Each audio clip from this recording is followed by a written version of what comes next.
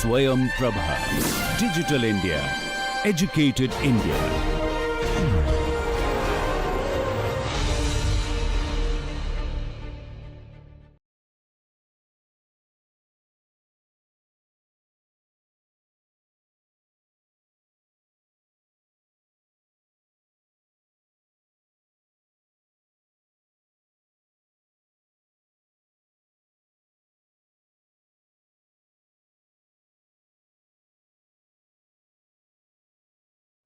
Namaskar. Welcome to lecture number 7 on the Suits Valuation Act 1887. Imagine you filed a lawsuit for a piece of land and you have paid the court fees for that, but the court throw that suit out. Why? Because the court is not empowered to hear the matter. It may be because the suit is overvalued or undervalued. And that is a point where the Suit Valuation Act 1887 step in to decide that which court has jurisdiction to take the suit for consideration. Welcome to the Suit Valuation Act of 1887. Have you ever wondered that how come the court comes to know that whether they have the jurisdiction to entertain the suit? All the answers lies in the British colonial era act, the Suit Valuation Act of 1887. Let us begin with the act. In this act, we are going to discuss the introduction, the historical background of the act, then we will discuss the different provisions under this act, and finally we'll conclude this lecture with the help of some case laws which I am going to discuss at the appropriate sections. Let us begin with the Suit Valuation Act 1887. As we already have had discussed in our lecture in the Court Fees Act of 1870 that a suit has to be valued for two purposes. The very first purpose, that suit is valued in order to determine the pecuniary jurisdiction of the court, means that in which court the suit should be filed. And the second purpose of the suit is for the fixation of the court fees, that how much fees has to be paid for that suit. So basically the two purpose of a suit is to value the pecuniary jurisdiction of the court where it should be filed, and secondly to know the court fees which is supposed to be paid. Now these two purposes can be fulfilled with the help of two acts. The one, the Suit Valuation Act of 1887, which talk about the value of the suit will be decided to know the pecuniary jurisdiction of the court, and second is the Court Fees Act 1870, which help us to understand that what should be the court fees of that particular suit. So these two acts prescribe the mode of valuation of a suit for the purpose of determining the jurisdiction of the court and determining the amount of court fees to be paid in suit. So the valuation for the purpose of jurisdiction has to be made under the Suit Valuation Act, and the valuation for the purpose of the court fees has to be made under the Court Fees Act of 1870. The valuation for the purpose of jurisdiction has to be made in the Suit Valuation Act of 1870, and valuation for the purpose of court fees has to be made in the Court Fees Act of 1870. So the only common feature between the two acts is that under both legislation value of the suit is fixed. So the key point is that Court Fees Act is purely fiscal enactment which actually prescribing the rules to determine the value of the suit for the purpose of court fees. So Court Fees Act is fiscal act. This fiscal enactment only tell us the value of the suit for the purpose of Court Fees Act. But so far the Suit Valuation Act is concerned, in Suit Valuation Act, the valuation of the suit is depend on the value of the subject matter, and that's why I said that it deals with the pecuniary jurisdiction of the suit. In nutshell, what we'll say? We can say that the Suit Valuation Act 1887, the value is fixed for the purpose of jurisdiction, and in the Court Fees Act 8070, the value of the suit is fixed in order to determine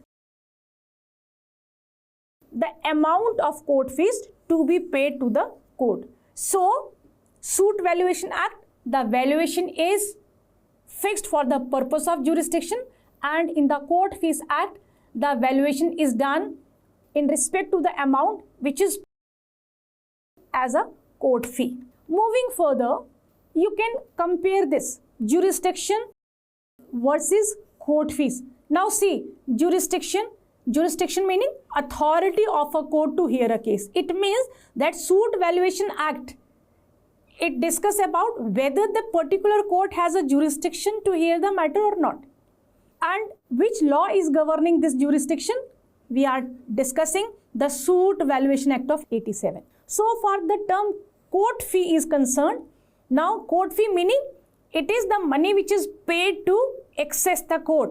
In court, when you file a matter, then the court will decide the matter. So court will generate its revenue, court fee, money paid to access the court. And where it is discussed, the Court Fees Act of 1870 discuss about this. We already have had a detailed discussion on this, so I'm not going to discuss much on this, but let us have a look on jurisdiction versus court fees. So now it is clear. With the help of this diagram, it is clear that so far the jurisdiction is concerned, it means authority of a court to hear. And which act? Suit Valuation Act discusses the authority of a court to hear a case. Court fees is a money which is paid to access the court. Where it is discussed? The Court Fee Act of 1870 discuss about this. Let us start with the introduction of the Suit Valuation Act of 1887. As you can see, this Act of 1887, it was enacted in Feb 11, 1887 to prescribe the mode of valuing certain suits for determining the jurisdiction of the court. So, Suit Valuation Act 1887, it was enacted with the sole purpose to understand the mode of valuing certain suits. For what? To determine that which court has jurisdiction to hear the matter. So ultimately, objective of this act was to regulate the valuation of the suits to ensure that they filed in the court which has actually the appropriate jurisdiction to hear the matter. And in that way, it was also important to avoid the overburden which was there with the high courts, and it was also important to ensure the convenience of the parties and the witnesses in that particular matter. So this act is applied to whole of the India except the certain territories. For example, the territories which was there in Part B before November 1st, 1956. Now, let us understand the structure of the Suit Valuation Act. Basically, the act is divided into three parts. Part 1, suit relating to land. Part 2, other suits. And Part 3 deal with the supplemental provisions. So there are total 9 sections in this act, and this act applied to all civil suits where the value of the subject matter is in question. Moving further, this act is purely procedural in nature and it is supplementary to the Court Fees Act of 1870. I also have had discussed a little bit about the Suit Valuation Act in my lecture on the Court Fees Act 1870. But the one thing on which I am emphasizing here again is, see, this act is procedural in nature. This is procedural, and in meanwhile, it is also supplementing the Court Fees Act of 1870. So the Suit Valuation Act 1887, it ensures the fair, it ensures the efficient administration of justice by directing the suits to the appropriate court. Now, if we have to see the historical background and what was the purpose of Suit Valuation Act of 1887, you can see from the title of this act that this act was enacted in 1887. So it was the British colonial era. They actually enacted that act in 1887, and surprisingly, this act is equally important and equally helpful even in today's time.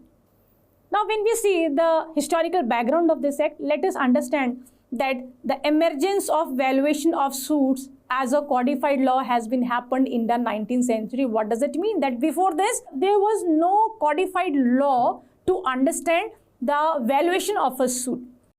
And as I already mentioned, that this was enacted during the British rules. Now, why they enacted this? Because they want to streamline the civil litigation in India, right? So, to streamline the civil litigation, they enacted this act.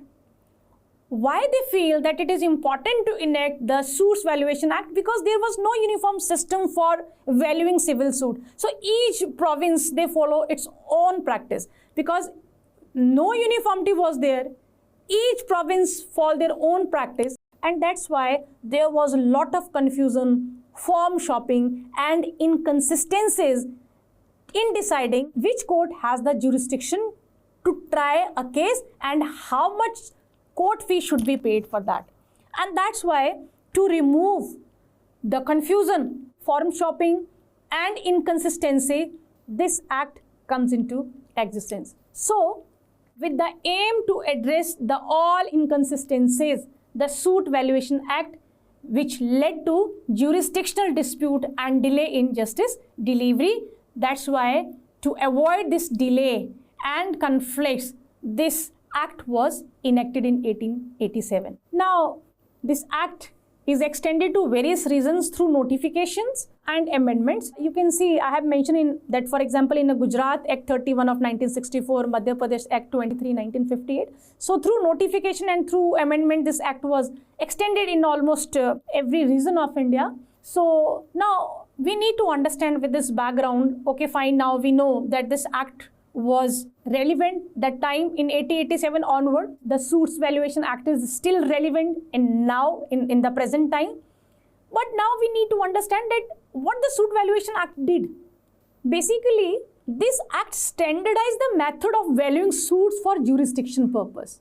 Now, I'm sure you understand that what is the difference of the Suit Valuation Act and the Court Fees Act of 1870. Although both of these acts, they look like identical, but they are not identical. This Suit Valuation Act, it standardized the method of valuing the suits for jurisdictional purpose. So in many types of suits, the act made it mandatory that valuation of the jurisdiction shall be the same as the valuation of the Court Fees Act. Section 3 need to be read number of times to understand that in many types of suit, the act made it mandatory. Mandatory is something which is need to be abided by. So, act as per section 3 made it mandatory that valuation of the jurisdiction shall be same as the valuation of the court fees, so that there is no confusion that, okay, this is the court fees, this much is the court fees, and this is the valuation for jurisdiction. The act tried to make it simple, right? Now, second is, this act empowered the state government under section 4 to make certain rules for the valuation in certain kind of suit. For example, in the land suit, for example, what in the interest in the land or immovable property. Now, under section 4, the Suit Valuation Act basically empowered the state governments that, okay, you can make rule of the valuation of certain kinds of suit, the property which is immovable property. So all the states, they have this power with them that they can make the rules accordingly. Now, what this act did further, this act is also relevant in modern time. I already mentioned, because governing civil suit filing under the CPC 1908. So this act is relevant in modern India also, because all the suits which are filing under the CPC, this is also helpful there, because this act ensure that suits are filed in locations convenient for parties and witnesses also. And therefore, in that way, this act help to prevent the overburdening of High Court, as it direct suits to the lower court where possible, as seen in the case like Mazhar Hussain versus the Nidhi Lal. Now in this case, the court said that this act is actually very helpful because it prevents the overburdening of the High Court, and it actually direct the suits to be entertained in the lower court where it is possible for the court to entertain the civil suit. Then further, this act balance efficiency and fairness. Obviously, if the court is not overburdened with the case, the efficiency and fairness in the judicial proceeding is definitely improved. It is increased. It will definitely ensure by proper valuation. Now, this is what the Suit Valuation Act did. Further, when we discuss the structure and the key provision of the act, see, originally this act was extended to the British India only, and its application to the princely states and other territory, that was made gradually. As we already said, that the Part B states, there the Suit Valuation Act was not applicable. The Part B state was the princely states. So initially this act was applicable only in the British Indian territory, and in princely state this act was not applicable. But as I said that originally the act was extended to certain provision of British India, and then its application was gradually made in the princely states also, that is the Part B states also. Then after independence, the extent clause was also modified. So earlier where it was applicable, it was extended to the provinces of British India. After independence, the extent clause was modified. Now this extent clause was modified, and it modified to reflect the territorial application in the Republic of India. Let us begin with section 1. Section 1 of the Suit Valuation Act deal with the title, extent and commencement, and this is a very simple section where we understand that this act may be called the Suit Valuation Act 1887. So this is about the title. So this act may be called the Suit Valuation Act. So this is the title, this is the name of the act. The act is Suit Valuation Act 1887. Further, the second part is extent, where it is applicable. So this act is applicable. It extends to the whole of India except the territories which immediately before, emphasize on the word, immediately before 1st November 1956 were comprised in Part B state. Originally, I am telling you. So at the time of enactment, the India was divided in different administrative categories. This is important to discuss here because I am talking about the extent, right? So I don't want to be left with any confusion. Let me explain this, that at the time of enactment, when this act was enacted, Suit Valuation Act 1887 was enacted, India was divided into different administrative categories. Part A, states, former British provinces. Part B, formerly Prince's state. So this section originally excluded the Part B states like the princely state, the Hyderabad, the Mysore, the Patiala, the Jammu and Kashmir, etc. However, over the time, with constitutional integration and legal reform, this act has been extended in almost all the states. Now this act is also applied to the entire territory of India, including the state of Jammu and Kashmir after abrogating the Article 370. So we understand the title, extent. Now come on the commencement of the act. So when it commenced, it's very simple. 1st July 1887. When this act commenced, on 1st of July 1887, this act commenced. Now we know title, extent, commencement. Let us give a look to one illustration. Hypothetically frame one question, that if a civil suit was filed in Mysore in 1950, would the Suit Valuation Act 1887 apply to that?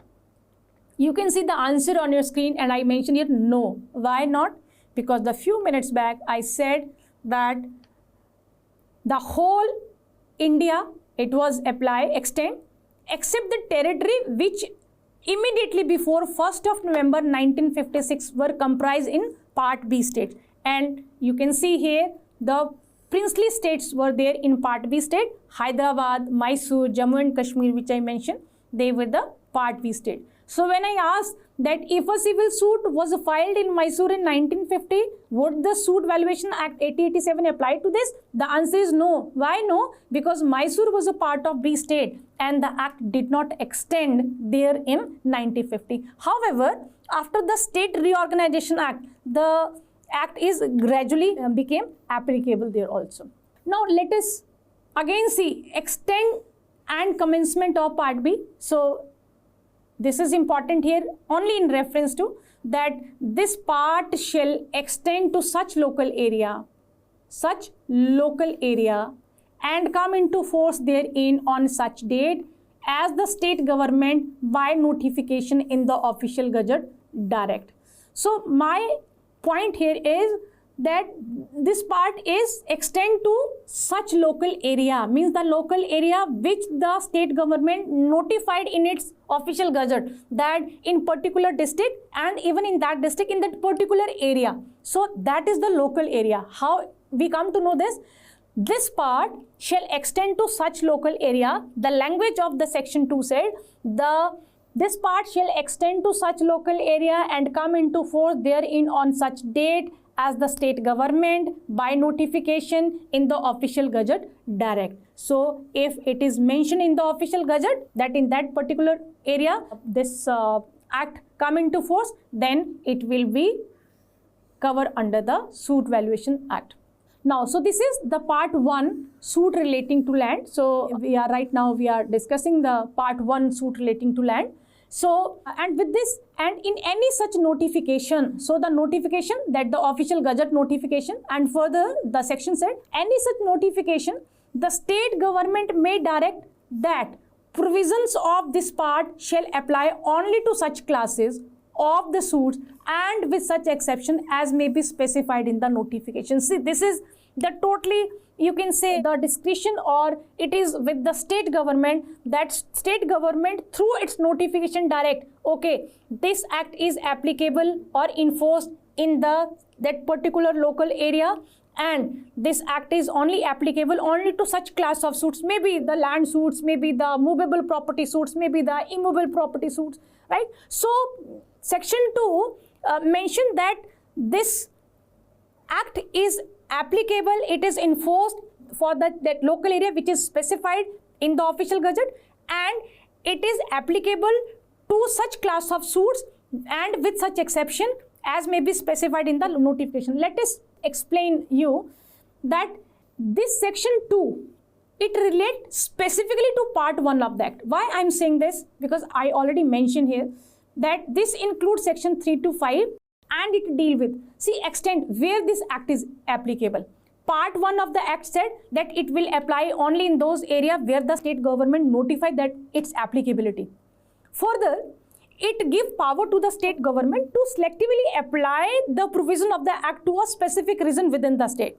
So means state if want to apply this act in a particular 1 district or a 2 district, maybe 3 district or any particular region of the state can do that.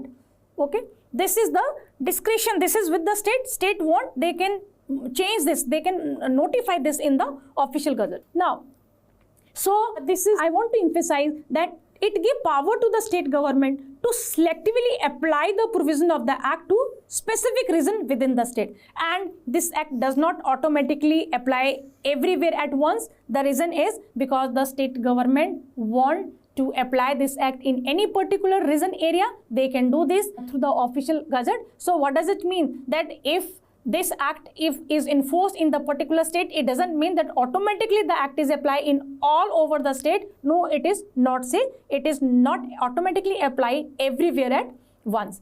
So I want to clear here the local area.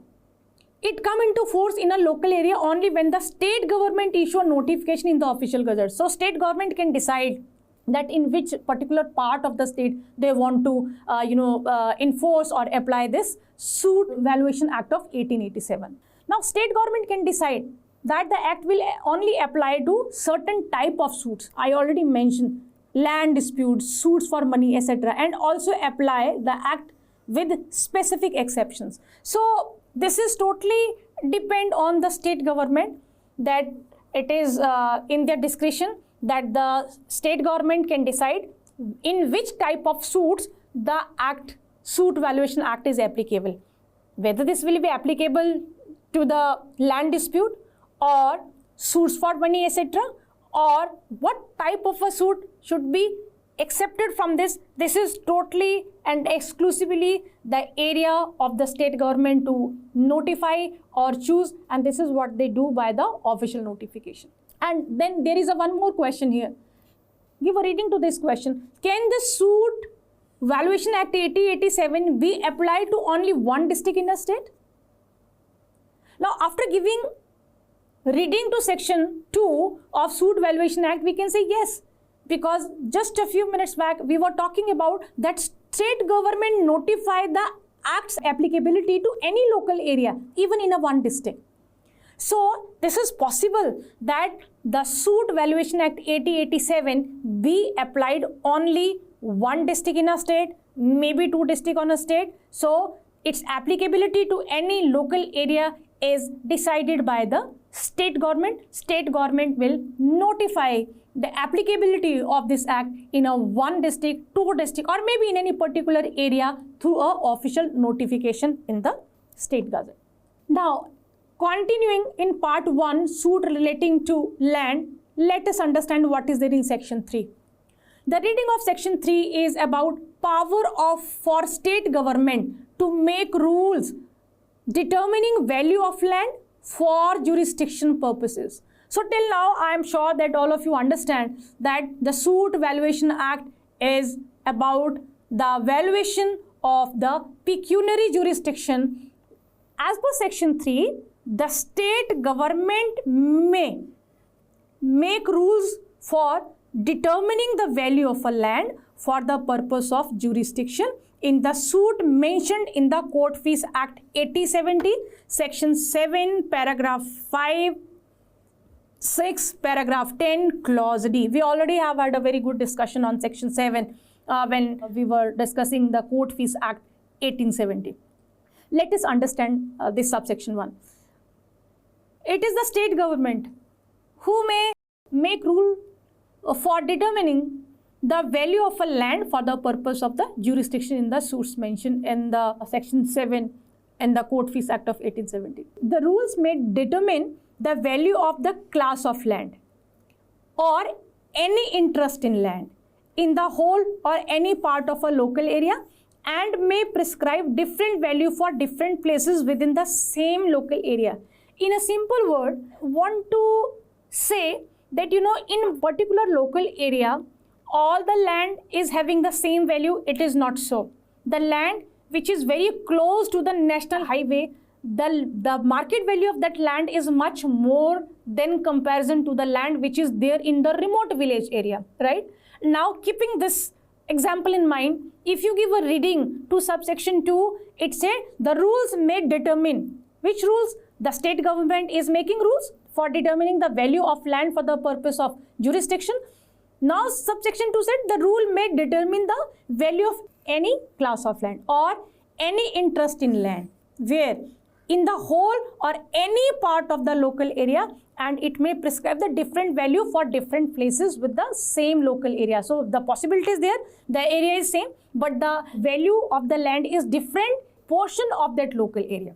Now, when we come to the explanation of section 3, basically this section 3 allows the state government, that state government is free to frame rules for valuing the land, but especially in certain categories of suits. So these suits are explicitly mentioned in section 7 of the Court Fees Act of 1870.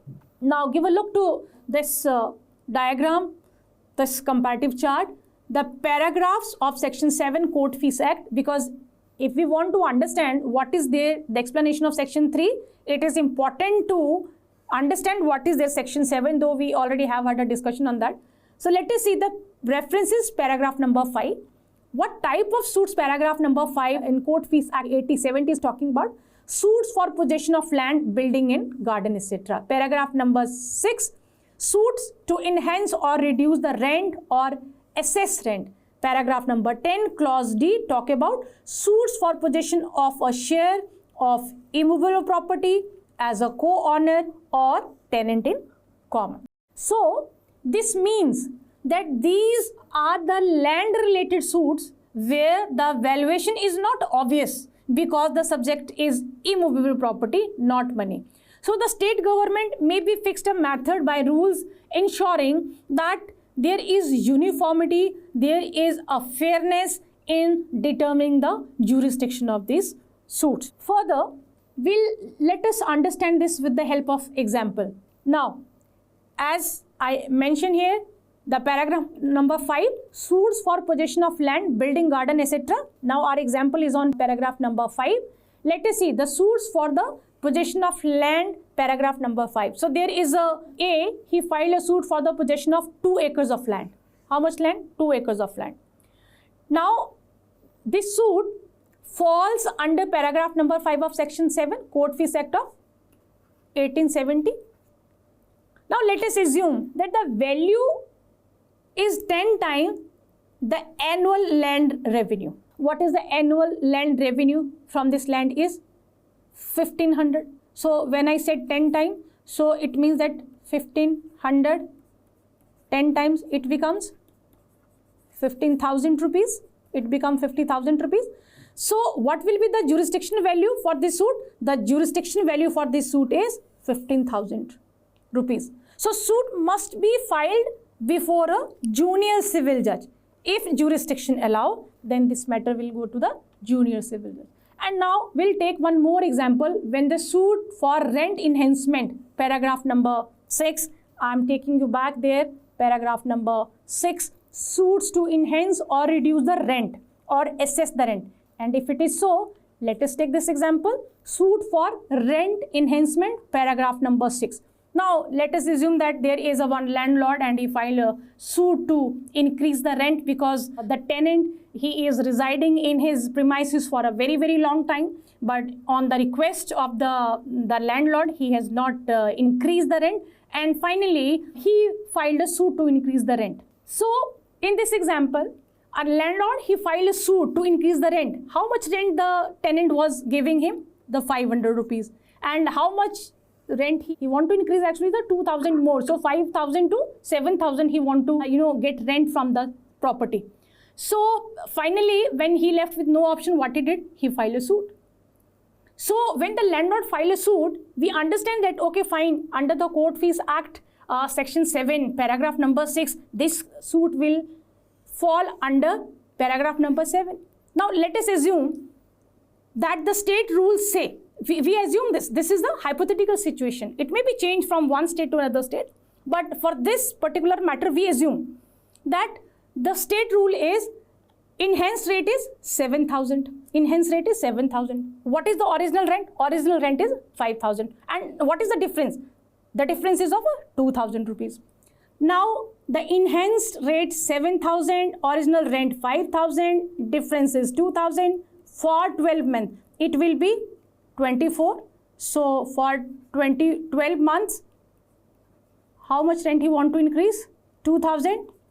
Okay, the simple calculation, it will become 24,000. Now the court fees payable is on 24,000. The court fees he will pay for this suit is on 24,000 rupees, but the valuation for jurisdiction shall be based on the enhanced annual rent. Now, what is the enhanced annual rent? Enhanced annual rent he is expecting is 7,000 rupees. So, 7,000 rupees multiply 12, it will be 84,000, and hence the jurisdiction value is 84,000 rupees.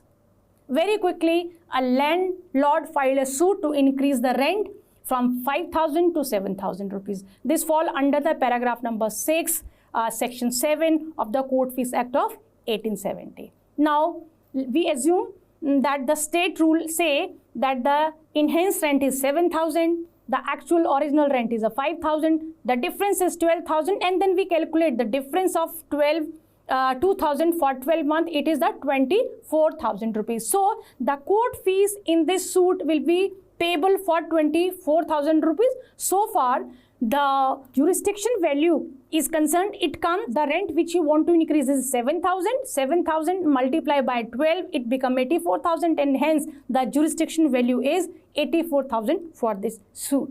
Now further, when we see section 3 subsection 1, it prevent undervaluation or manipulation by a plaintiff, create standard and fair basis of land related jurisdiction. So I'm just telling you that what the 3 subsection help, what is the purpose of section 3. So basically section 3 subsection 1, it actually standardize and it actually create a standard that plaintiff has to be pay this much valuation fee for the jurisdiction purpose. So in that way it prevent the undervaluation or maybe the manipulation. It happens sometime, no, that the person, they overvalue the rate of the property just to make the matter be filed in front of the higher court or the higher authorities.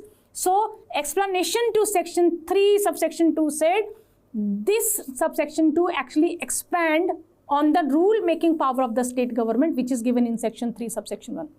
Because subsection 2, it allow the state government. Now state government, they can decide how to measure the value of the land. Like I already mentioned that, the value of the land may be decided by the state government on the basis of the market price, on the basis of what the income the person is getting from that land, on the basis of whether the land is an agricultural land or it is a commercial land. So in that way, the subsection 2 allow the state government to decide or to deciding that in which court a land dispute should be filed and what will be the valuation for that. So state government can assign different values to different type of land. Agriculture land, maybe the residential land, what will be the value for the forest land, what will be the value for the commercial land, etc. So land has a, the different market or revenue value based on its nature and use. Even within the same district, I already mentioned, or the city, land in a different neighborhood, they may have a different valuation rules. Further, we'll take one question on section 3. Can the state fix rupees 1 crore as a jurisdictional value for commercial plot, but rupees 10 lakh for rural land in the same taluka or in the same region? So as I already said, that the provision said the state government can make a rule for any particular local area, right? Now, both the lands are situated in the same rural area. So the one land is having jurisdiction value 1 crore because that is a commercial plot. In the same time, in the same taluka, there is another land. The land is a rural land, and for that, the jurisdiction value is 10 lakh rupees. Is it possible? Yes, it is possible. Answer is yes, because of the section 3 subsection 2 explicitly allow this under the Suit Valuation Act of 1887. Now again, section 4 in part 1, suit relating to land. This is a very, very important section. Now let us give a reading to the provision of this section, that where a suit mentioned in the Court Fees Act of section 7 paragraph number 4 schedule 2 article 17 relates to the land or an interest in the land of which the value has been determined by the rules under the last foregoing section, the amount at which for the purpose of jurisdiction the relief sought in the suit is valued shall not exceed the value of the land or interest as determined by those rules. Let me explain this to you. This section plays actually a limit on the jurisdiction value in certain land related suit, and it is talking about that the jurisdiction valuation of a particular land related suit should not be more than the actual value of that land. When you give a reading to this provision, what it say? I'm reading it again. A suit mentioned in Court Fees Act under section 7 paragraph number 4 or schedule 2 article 17 relate to land and interest in land of which the value has been determined by the rules under section 3. The amount at which for the purpose jurisdiction the relief sought in the suit is valued, this relief shall not be exceed the actual value of the land or interest as determined. So basically section 4, what it did, it actually imposed limit. It imposed limit on the jurisdictional valuation in certain land related suit. So while the plaintiff may declare a certain valuation in the plaint for relief, the declared value must not exceed the value of the land for interest in land as determined by rules made under section 3. Now this section applies specifically to suits as mentioned section 7 paragraph number 4 of the Court Fees Act. So this include declaration suits for declaration, injunction, specific performance, accounts, partnership dispute, etc., and where the relief is not susceptible to direct monetary valuation. And this also include the suits under Schedule 2, Article 17 of the Court Fees Act. Now, in nutshell, we can say that in these suits involve land, if these suits involve the land and interest in land, and the valuation of such land is governed by the rules made under section 3, then the valuation of relief for jurisdiction purpose cannot exceed the land value. Now let us take one example for this. A plaintiff files a suit for declaration of ownership over 2 bighas of agricultural land. We assume that this is in district Kangra, Himachal Pradesh. Now this suit is under section 7 paragraph number 4C of the Court Fees Act and suit for the declaratory relief. Now since this is a declaratory suit, the court fees is not based on land value. It is fixed or at the plaintiff's discretion under section 7 paragraph 4. So state government, that is Himachal Pradesh, has issued rule under section 3 using circle rate of land valuation. So let us say in this example, the circle rate in Kangra is 6 lakh per bigha. How much land he mentioned? Total official land value is 12 lakh because his land is 2 bigha. So this is 12 lakh. So the plaintiff cannot inflate the relief value in the plaint to be 25 lakh to bring the case before a district judge, say because they prefer, the senior judge. So because section 4 actually bar plaintiff from stating a jurisdictional value greater than 12 lakh, the official value of the land. So that's why I said that this is imposing a bar, this is imposing a limitation. Now the suit must go to the court having jurisdiction up to the 40 lakh rupees, and that may be a civil judge, senior division, and not a district judge. Now section 5, making and enforcement of rules.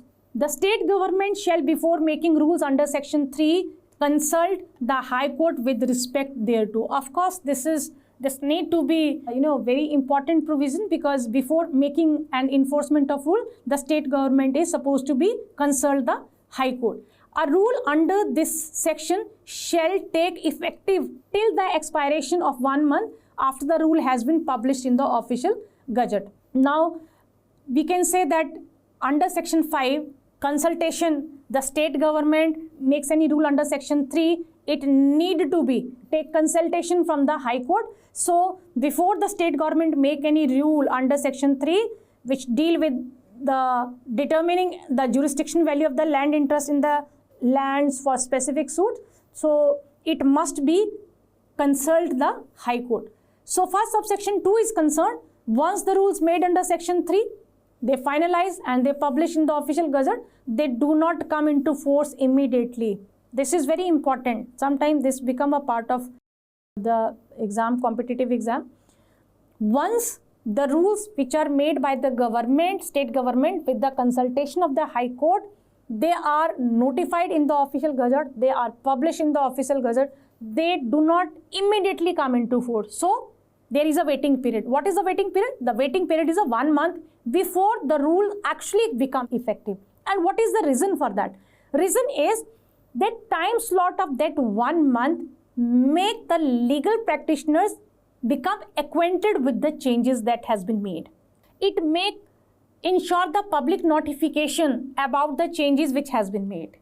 It make administration to get ready for the changes which has to be made. So all these things need to be done, and that's why after the notification in the official gazette, there is a time gap of a 1 month, and after the 1 month, then they are actually enforced. Now let us see what is section 7. It talk about the commencement of part 2. Now the part 2 talk about the other suits. This part shall come into force on the very 1st July of 1887. Section 8 talk court fees value and jurisdiction value to be the same in certain suits. This is important provision, and the title of the section itself explanatory in nature, that court fee value and jurisdiction value to be the same in certain suit. In certain suits, both the court fees value, the jurisdiction value will be same. So what is the language of the provision? Where in suit other than those referred to in the Court Fees Act 8070, Section 7, Paragraph 5, 6, 9, Paragraph 10, Clause D, court fees are payable ad valorem under the Court Fees Act 8070. The value as determinable for the computation of court fee and the value for the purpose of jurisdiction shall be the same. This is very important provision in the Suit Valuation Act. Let me explain this for you. Section 8 states that there are certain kind of civil suits where the court fees are calculated on the base of the subject matter, that is ad valorem. The same value must be used for paying the court fees and determining the court jurisdiction. Now, the explanation of Section 8, which kind of suits they are talking about.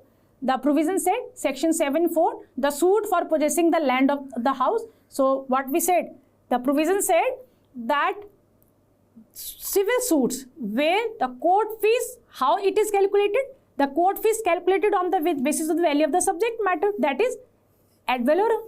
So, when the court fees is based on the value of the subject matter, they said the same value must be for the determining the court jurisdiction also. So, that's why Section 7, Para 5, Section 7, Para 6, 9, suits for account, suit for possession of land, building garden, 710, Clause D, certain declaratory suit.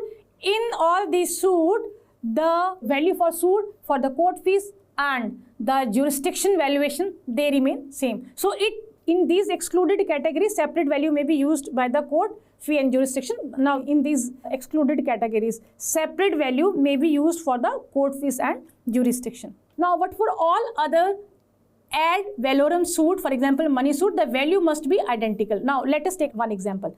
A plaintiff files a money recovery suit, right? So, he has given some money to a person but is not been able to get it for a very, very long time. Now, what he did? He files a money recovery suit. What he want to claim? He is claiming rupees 5 lakh. Now, this is an ad valorem suit, okay? Ad valorem means the court fees will depend on the subject matter. What is subject matter? It is a money suit, money. So, court fees depend on 5 lakh rupees.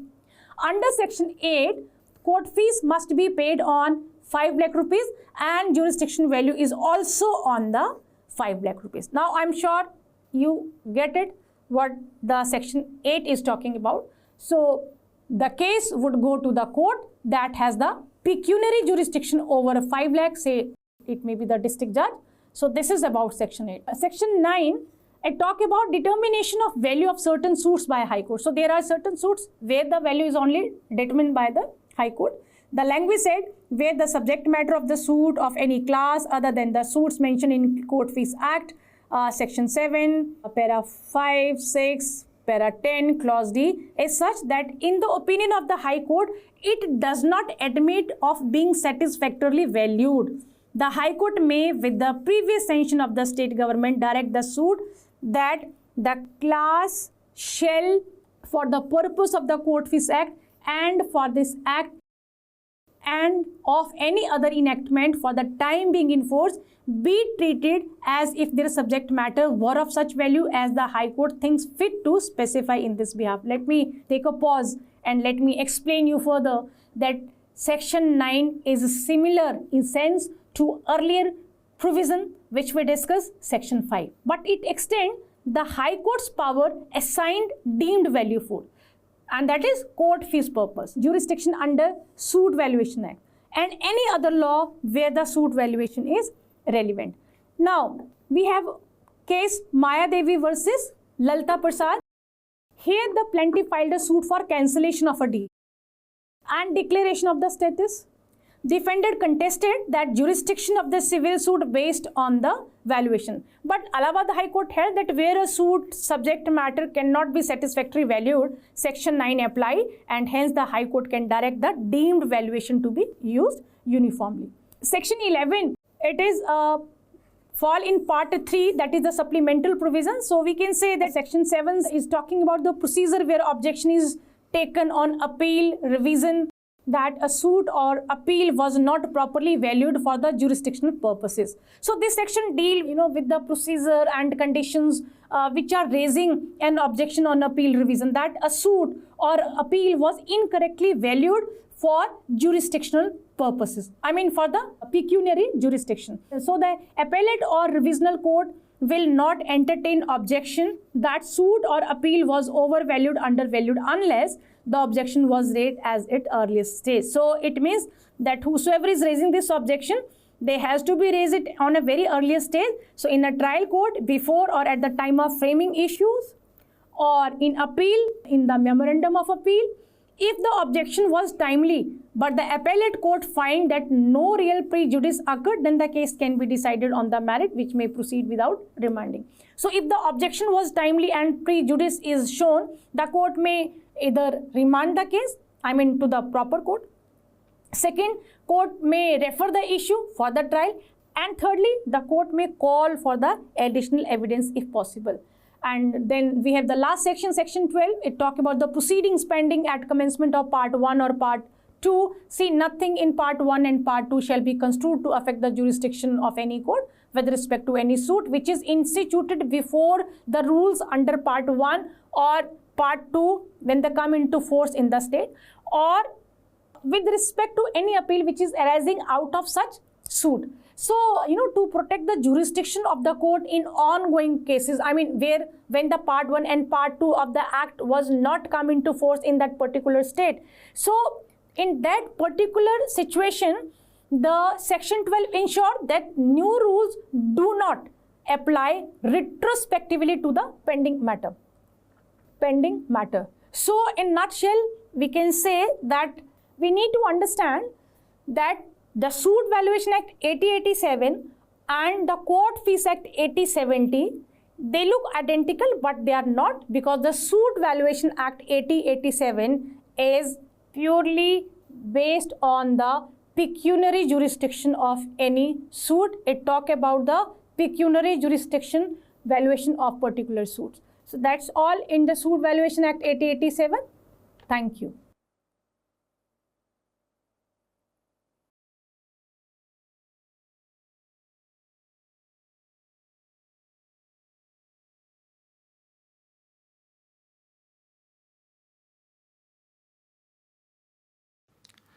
Hello and welcome to this piece of literary snippet. As a student of English literature, the kind of poetry that we are most likely to encounter is perhaps the sonnet. Now, a sonnet, as some of us might already know, is a poem which is composed by putting together 14 lines of verse. And this style of poetry was first popularized by a poet named Petrarch, who lived in Italy during the 14th century. Now, legend has it that Petrarch once saw a very beautiful lady by the name of Laura, and Petrarch was so enamored by the lady that he wanted to compose poems to celebrate his love for her. But there was a problem, because marriage was impossible. Petrarch himself was an ordained priest, and that prohibited him from marrying. And the lady herself was a married woman. But nevertheless, Petrarch went ahead to immortalize the beloved and his love for that lady in poetry, and the form that he chose was the sonnet. Since then, sonnets have traditionally been written about ladies who are of unparalleled beauty, and about poets who are hapless lovers and who know that their love for their beloved would have to remain unrequited forever. Now, in England, the sonnet form came around 16th century, and its first practitioners were people like Sir Henry Howard, the Earl of Surrey, and Sir Thomas Wyatt. However, it was William Shakespeare who was to prove the greatest of English sonneteers. And in fact, the charm of those sonnets that Shakespeare wrote 400 years from now still can be felt. And if I read out to you one of Shakespeare's sonnets, you'll appreciate this better. This sonnet is usually known by the title, "Shall I Compare Thee to a Summer's Day?", which is also the first line with which the poem begins.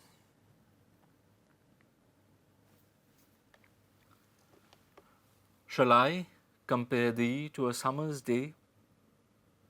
Thou art more lovely and more temperate. Rough winds do shake the darling buds of May, and summer's lease hath all too short a date.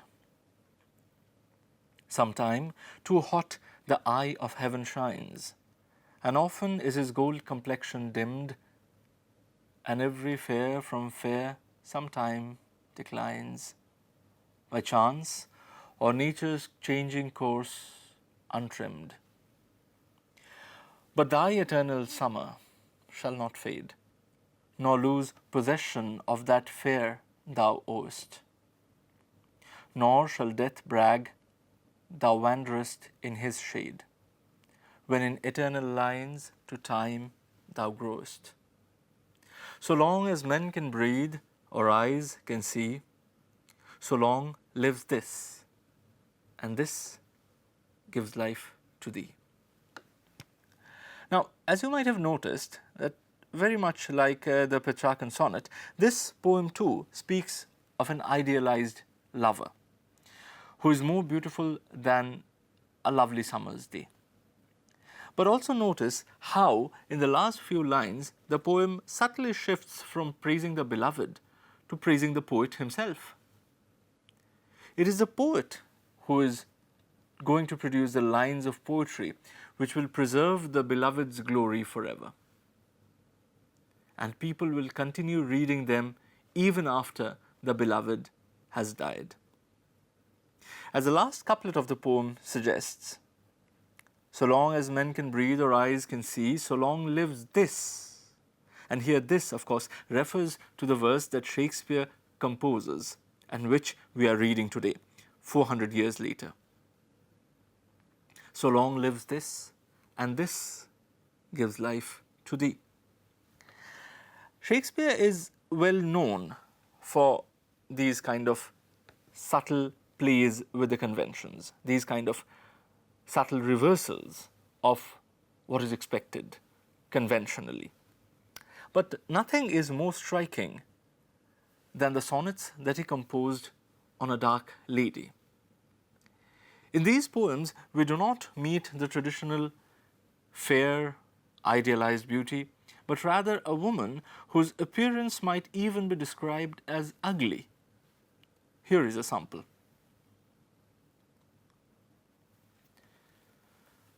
My mistress's eyes are nothing like the sun. Coral is far more red than her lips is red. If snow be white, why then her breasts are dun. If hairs be wires, black wires grow on her head. I have seen roses damasked red and white, but no such roses see I in her cheeks. And in some perfumes is there more delight than in the breath that from my mistress reeks. I love to hear her speak, yet well I know that music hath a far more pleasing sound. I grant I never saw a goddess go. My mistress, when she walks, treads on the ground. And yet, by heaven, I think my love as rare as any she belied with false compare. As you can see, the beloved described in this poem is nowhere as beautiful as a beloved of the first poem. Yet, the point that Shakespeare is making here is that though the image of the beloved is not as beautiful as it was in the previous poem, it doesn't stop her from being an object of love. love, Shakespeare insists, has very little to do with the outward appearance of a person. And in many ways, this de-idealized beloved is perhaps a person with whom a more intimate engagement is possible. She's definitely a more human person, a person who treads on the ground just like all of us do. See you in the next episode of Literary Snippet.